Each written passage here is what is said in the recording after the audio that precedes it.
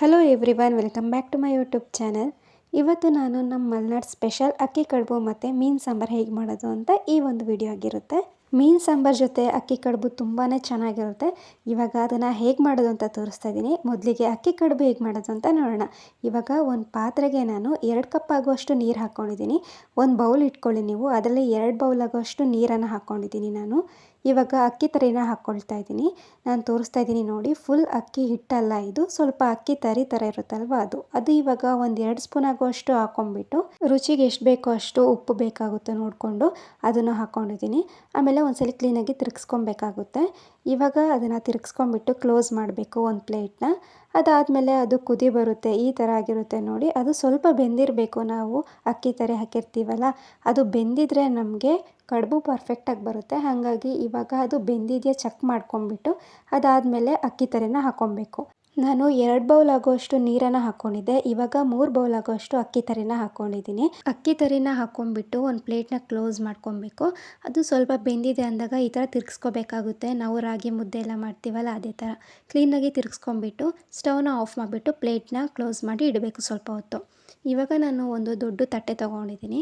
ಅದಕ್ಕೆ ನಾವು ಮಾಡ್ಕೊಂಡಿರೋ ಹಿಟ್ಟನ್ನು ಹಾಕ್ಕೊಂಬಿಟ್ಟು ಅದರಲ್ಲಿ ಕೈಗೆ ಸ್ವಲ್ಪ ನೀರು ತೊಗೊಂಬಿಟ್ಟು ಈ ಥರ ಚೆನ್ನಾಗಿ ಮಿತ್ಕೊಬೇಕು.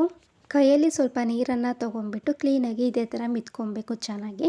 ಇವಾಗ ನೋಡಿ ಈ ಥರ ಮಾಡಿ ಇಟ್ಕೊಂಡಿದ್ದೀನಿ. ಇವಾಗ ಇದನ್ನು ಉಂಡೆ ಮಾಡ್ಕೊಬೇಕು.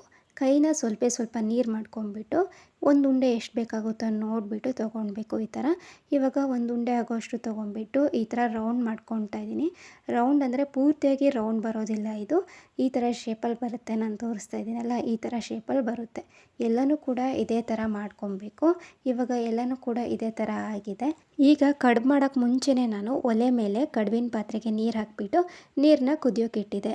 ಇವಾಗ ಅದು ಕೂಡ ಕುದಿ ಬಂದಿದೆ ನೀರು. ಇವಾಗ ಕಡುಬನ್ನ ನಾವು ಉಂಡೆ ಮಾಡಿದ್ನೆಲ್ಲ ಇದಕ್ಕೆ ಹಾಕ್ಕೊಳ್ತಾ ಇದ್ದೀನಿ. ಇವಾಗ ಅದನ್ನು ಕ್ಲೋಸ್ ಮಾಡಿಬಿಟ್ಟು ಸ್ವಲ್ಪ ಹೊತ್ತು ಬೇಯಿಸ್ಕೊಬೇಕು. ಇಡ್ಲಿ ಎಲ್ಲ ಮಾಡ್ತೀವಲ್ಲ ಅದೇ ಥರ. ಅಷ್ಟೊತ್ತಿಗೆ ಇಲ್ಲಿ ಮೀನು ಸಾಂಬಾರು ಮಾಡ್ಕೊಳ್ತಾ ಇದ್ದೀನಿ ನಾನು. ಒಂದು ಪ್ಯಾನ್ ತೊಗೊಂಬಿಟ್ಟು ಅದಕ್ಕೆ ಸ್ವಲ್ಪ ಎಣ್ಣೆನ ಹಾಕ್ಕೊಂಡಿದ್ದೀನಿ. ಅದಾದಮೇಲೆ ಒಂದು ಈರುಳ್ಳಿನ ಕಟ್ ಮಾಡಿಬಿಟ್ಟು ಇದಕ್ಕೆ ಆ್ಯಡ್ ಮಾಡ್ಕೊಂಡಿದ್ದೀನಿ. ಈರುಳ್ಳಿನ ಸ್ವಲ್ಪ ಹೊತ್ತು ಫ್ರೈ ಮಾಡ್ಕೊಬೇಕು. ಸ್ವಲ್ಪ ಫ್ರೈ ಆದಮೇಲೆ ಬೆಳ್ಳುಳ್ಳಿನೂ ಕೂಡ ಹಾಕ್ಕೊಂಬಿಟ್ಟು ಅದನ್ನು ಫ್ರೈ ಮಾಡ್ಕೊಬೇಕು. ಅದಾದಮೇಲೆ ಅರ್ಧ ಸ್ಪೂನ್ ಮೆಂತ್ಯ, ಅರ್ಧ ಸ್ಪೂನ್ ಜೀರಿಗೆನೂ ಹಾಕ್ಕೊಂಬಿಟ್ಟು ಮತ್ತು ಅರ್ಧ ಸ್ಪೂನ್ ಆಗುವಷ್ಟು ಮೆಣಸುಕಾಳನ್ನು ಹಾಕ್ಕೊಂಬಿಟ್ಟು ಫ್ರೈ ಮಾಡ್ಕೊಬೇಕು ಚೆನ್ನಾಗಿ. ಇದಾದಮೇಲೆ ನಾನು ಇಲ್ಲಿ ಒಂದು 4 ಸ್ಪೂನ್ ಆಗುವಷ್ಟು ಖಾರದ ಪುಡಿ ಹಾಕ್ಕೊಳ್ತಾ ಇದ್ದೀನಿ. ನೀವು ಮೆಣಸಿನ್ಕಾಯಿ ಇದ್ದರೆ ಡೈರೆಕ್ಟ್ ಹಿಂಗೇ ಹಾಕ್ಕೊಬೋದು. ನಾನು ಖಾರದ ಪುಡಿ ಹಾಕ್ಕೊಂಡಿದ್ದೀನಿ.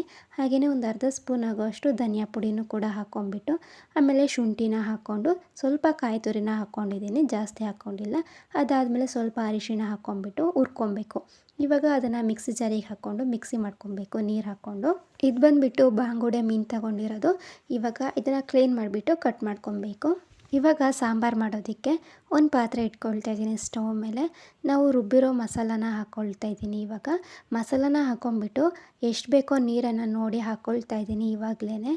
ಮಸಾಲ ಹಾಕಾದಮೇಲೆ ಇದಕ್ಕೆ ರುಚಿಗೆ ಎಷ್ಟು ಬೇಕೋ ಅಷ್ಟು ಉಪ್ಪನ್ನು ನೋಡಿ ಹಾಕ್ಕೊಬೇಕು. ಅದಾದಮೇಲೆ ನಾನು ಇಲ್ಲಿ ದೊಡ್ಡಲಿ ಹುಳಿ ಅಂತ ಹೇಳ್ತೀವಿ, ನಮ್ಮ ಸೈಡಲ್ಲಿ ಸಿಗುತ್ತೆ, ಅದನ್ನು ಹಾಕ್ಕೊಳ್ತಾ ಇದ್ದೀನಿ. ನೀವು ನಿಂಬೆಹಣ್ಣು ಕೂಡ ಹಾಕ್ಕೊಬೋದು, ಹುಣಸೆ ಹಣ್ಣು ಕೂಡ ಹಾಕ್ಕೊಬೋದು. ಆದರೆ ಇದು ಚೆನ್ನಾಗಿರುತ್ತೆ ಮೀನು ಸಾಂಬಾರಿಗೆ ಹಾಕ್ಕೊಂಡ್ರೆ. ಅದನ್ನು ಕೂಡ ಒಂದು ಅರ್ಧ ಸೌಟ್ ಆಗುವಷ್ಟು ಹಾಕ್ಕೊಂಡಿದ್ದೀನಿ. ಆಮೇಲೆ ಒಂದ್ಸಲ ಕ್ಲೀನಾಗಿ ತಿರುಗಿಸ್ಕೊಬೇಕು. ನೀರು ಬೇಕಿದ್ರೆ ನೋಡಿ ಹಾಕ್ಕೋಬೋದು ನೀವು. ಇದು ಕುದಿ ಬರೋಕ್ಕೆ ಇಡಬೇಕು. ಇದು ಕುದಿ ಬಂದಾದಮೇಲೆ ನಾವು ಮೀನನ್ನ ಕ್ಲೀನ್ ಮಾಡಿ ಕಟ್ ಮಾಡಿ ಇಟ್ಕೊಂಡಿದ್ವಲ್ವ, ಇವಾಗ ಮೀನನ್ನು ಹಾಕ್ಕೊಳ್ತಾ ಇದ್ದೀನಿ ನಾನು. ಎಲ್ಲ ಮೀನನ್ನು ಕೂಡ ಈಗಲೇ ಹಾಕ್ಕೊಂಬಿಟ್ಟು ಇವಾಗ ಅದು ಚೆನ್ನಾಗಿ ಕುದಿಬೇಕು. ಅಲ್ಲಿವರೆಗೂ ಹಾಗೆ ಬಿಡ್ತೀನಿ ಇವಾಗ ಸ್ಟವ್ ಮೇಲೆ. ಅಷ್ಟೊತ್ತಿಗೆ ಇಲ್ಲಿ ಕಡುಬು ಕೂಡ ಬೆಂದಿತ್ತು, ತೋರಿಸ್ತಾ ಇದ್ದೀನಿ ನೋಡಿ.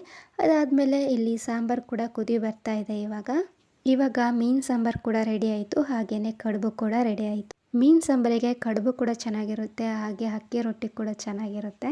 ನಿಮಗೆ ಮೀನು ಸಾಂಬಾರಿಗೆ ಯಾವ ಕಾಂಬಿನೇಷನ್ ಇಷ್ಟ ಆಗುತ್ತೆ ಅಂತ ಕಮೆಂಟ್ ಮಾಡಿ. ನಿಮಗೂ ಈ ರೆಸಿಪಿ ಇಷ್ಟ ಆಗಿದೆ ಅಂತ ಅಂದ್ಕೊಳ್ತೀನಿ. ಇಷ್ಟ ಆಗಿದ್ರೆ ಒಂದು ಲೈಕ್ ಮಾಡಿ. ಹಾಗೆ ನನ್ನ ಚಾನಲ್ನ ಸಬ್ಸ್ಕ್ರೈಬ್ ಮಾಡ್ಕೊಂಡಿಲ್ಲ ಅಂದರೆ ಸಬ್ಸ್ಕ್ರೈಬ್ ಮಾಡ್ಕೊಳ್ಳೋದು ಮರಿಬೇಡಿ. Thank you for watching.